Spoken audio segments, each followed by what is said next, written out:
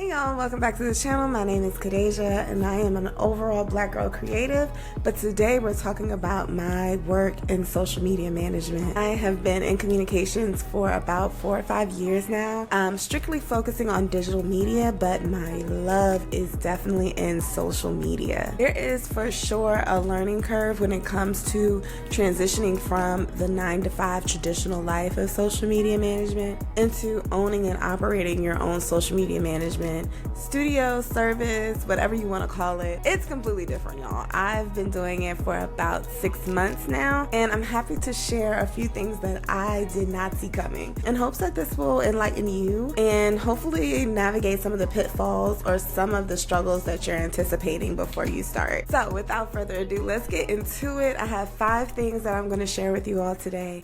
So excited. Let's jump into it. So my first tip is time management is your best friend. You're going to hear that a lot, right? But I did not really understand how important it is to understand how long it's going to take you to complete any of your services and tasks. Meaning, how long is it going to take for me to edit a reel? How long is it going to take me to schedule content out? Admin, always keep a timer on you when you're working so that you can be a lot more strategic about how you're pricing yourself. Coming from a digital media job, it's just like, this is the salary, this is how much you're getting paid, regardless of how long it takes you to do it. Execute, right? Go forth and conquer. You're going to get your salary, you're going to get your check at the end of the month, regardless. But as your own boss and as a social media manager running your own business, you really need to understand, okay, how much is it going to cost for me to actually execute? Especially if you have multiple clients, multiple projects operating at the same time, you really want to be on top of your time. I am still getting into it, still doing better myself, but having a timer on my desk will keep me focused as well as moving on projects so that I'm not spending too much time in underbilling or overbilling my hours. Also, digging deeper into the time management, block out time for you to complete certain tasks. I've been doing time blocking after spending a lot of time on YouTube trying to figure out, okay, how can I get more sufficient with my time? I've been using time blocking, which is basically like looking at your day, using even like the calendar on your phone to say, okay, from 9 to 10 I'm working on this, from 10:30 to 11 I'm working on this is my lunch break. Like being very structured, coming from a person with mild ADHD, has been a game changer for me. And also, when you're making these to-do lists and time blocking your day, be realistic. Like put in that 5 to 10 minute scroll break that you're probably going to take, be realistic. So this will avoid burnout and just underpricing, like I said, your services and your time. I think another sidebar about time management is also understanding that you need time to work on other projects, other things that's going to give you inspiration to work on your clients' things. Number 2 on the list of things that I was really surprised at, but also knew that if I could really get this down, it would change the game for me. When I started my social media management business, I knew that discovery calls were going to be key. Really, really critical for me to understand the client, for them to understand me. I initially was just jumping on calls with people and just like, let's just chat, girl. I don't know what's going on. You don't know what's going on. Let's just talk about your services. And I was not prepared at all. Don't be like me, y'all. Prepare for your discovery calls. Have some questions already written out that you want to ask the client. The 2 platforms that I use to kind of manage my discovery call process is Calendly as well as Typeform. This is not a sponsored ad, y'all, but Calendly is for all of my scheduling needs, so it's directly connected to my Zoom account. I found that a lot of people were just booking calls, but I had no idea what I was doing with these people. Like I didn't have any real contact information. Typeform is a Q&A type form. You can make it as long as you want or as short as you want. I highly recommend that social media managers integrate something like this because it kind of weeds out folks. Like you can add even how much your services cost, like how much is your budget really talking about? What is your Instagram handle? What is your thought process about what it is that you need me to do? Because a lot of the times I do video editing as well. So are you thinking about a long-term project? Are you thinking about a short-term project? So all of those things you can weed out using Typeform. I absolutely love it. They have a paid program and the free version, but I highly recommend having some type of barrier of entry, because if it's too easy for you to just hop on a call with me, you're more likely to waste my time, right? Just saying. Sorry, just assume that you all would know what I mean by discovery calls. So discovery calls are calls that potential clients can book with you to understand your services and offerings, right? I personally have a questionnaire that is really short and sweet, and it helps weave out those that may be serious and may not be as serious about working with me. This is a great opportunity for both you and the potential client to hear goals, objectives, brand voice, really trying to see if you all have that synergy that's needed. And it's also a chance for you to showcase your work and your expertise in the field. And with all that being said, really trying to understand the value of time and the gold mine that is a discovery call. Should I be charging for these? A lot of social media managers charge something that could potentially go toward, if you do decide to book with me, it could go towards the package, or it could just be a one-off fee because you're taking my time and my expertise. I've even had opportunities where I'm on a discovery call. I was at one point making like a sample workflow, or like, this is what some of the branding could look like. This is what some of the reels, like I was doing a lot of work before some of these potential calls. And I've seen people take that vision that they didn't even pay for and then go execute without ever booking me, without ever paying me for these services. You can get a lot of information from these discovery calls, and I am thinking now, how much should I charge for these? Should I charge for these? Because it's taking me time to prep, as well as in conversation, you can get a lot of gems. Just a thought, should you be paying for discovery calls? Let me know in the comment section if you're a social media manager that's doing this. Like, are you charging for discovery calls? How much? What is the range? Yeah, I'm really interested in that. But before I jumped into social media management full time, I had no idea just the gold mine that discovery calls could be, and how that is like the first entry point for potential clients. So what does that look like? I think it's really, really important to kind of hone in on that workflow. Number 3 is all about scheduling apps. And before you even say it, I know.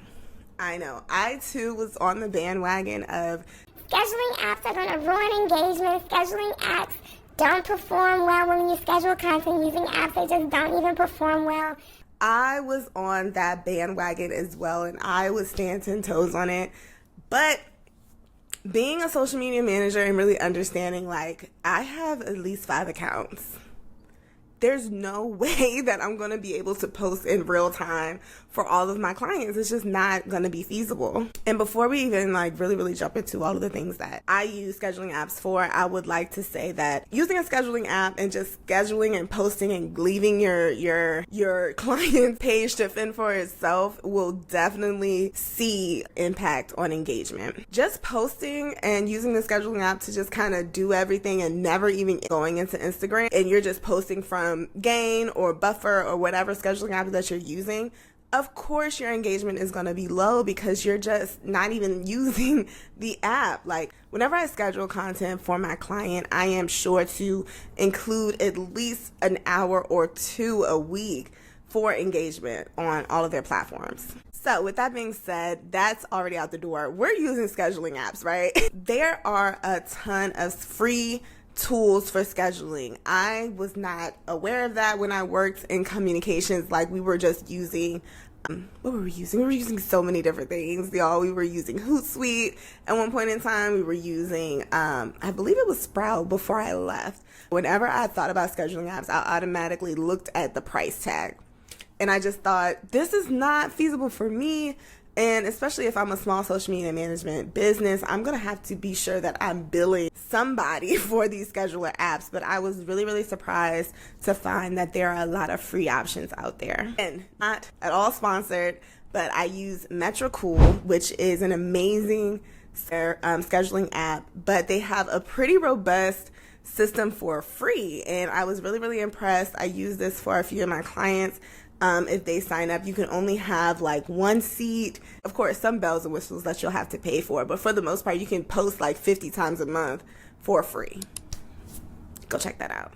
On top of scheduler apps just making your life easier, these platforms help you streamline your process. It's easy to manage approvals, it's easier to manage workflow and collaborate with your clients because it's a two-way system. And by two-way system, I mean like clients can go in, and look at the content in real time. A lot of the apps kind of have like an in-feed preview. They really make it easy for you to imagine how this could look on your feed without it actually being on your feed. I personally prefer my scheduling system to have some sort of approval system, just because it opens up that line of communication once again for the client to say, hey, maybe we should use this wording. And it's really just easier to house everything in one place. Like, I've done so many different things with clients. I've had Google Sheets, I've had just regular Word docs, I've been in scheduling apps, like been in Google Drives. Like, it can get really, really convoluted and just all over the place. And I love that scheduling apps can just have everything right here in one space. They have like notes features. All of them are super robust and just an asset, not only because you can schedule content in there, but because it is a great method to communicate with clients. One caveat that I do hate is that you can't add trending audio, and that is like the king, especially on Instagram. Of course, there's some workarounds. That's in a whole nother video. But what I do like is that you can, if you download the app on your mobile device, it will send you a notification to post in real time. Which, again, as a social media manager, you're in like a million different places. So if your phone can alert you to remember to post, key. So it would, when you go into the app, you can download the photo, you can download the caption, and it's all right there in your phone. Going from the 9-to-5 life to owning my own social media agency has been a journey for sure. But this particular note, and number 4 on my list, is completely like what I'm really working hard on, which is flexibility is a must, but the boundaries that I put on my creativity and my process are also super, super critical. Coming from a 9-to-5 job, I really had to take on the process and the way of doing things that my boss and the company allowed, right? But now owning my own social media agency and having control over my process and how things happen is completely revolutionary. But at the same time, understanding that every client is unique. So I am always prepared to pivot and maneuver in the way that the client needs me to, you know? I think what's super helpful in understanding the boundaries and creating your own strategy and process for working with clients is creating super clear packages. Like, okay, you're going to have X amount of reels, you're going to have 3 reels this week, you're going to have 2 posts, and this is like what your package is. It gives you accountability to know like what deliverables you're going to provide for them.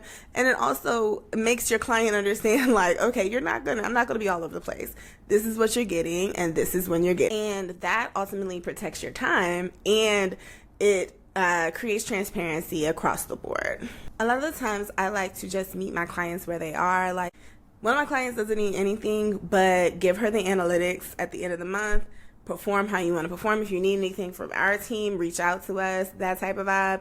Some of my clients are, let's see this week by week. Some of my clients are super heavy in the copy editing process, and they have a lot of feedback. So being flexible and being, able to work with a lot of different people is something that is critical when you're working with multiple accounts as a social media manager, and something that has been a complete shift for me as I'm working in a 9-to-5 capacity where, yes, I'm working with different personalities, but at the same time, I am the authority and it's only one account.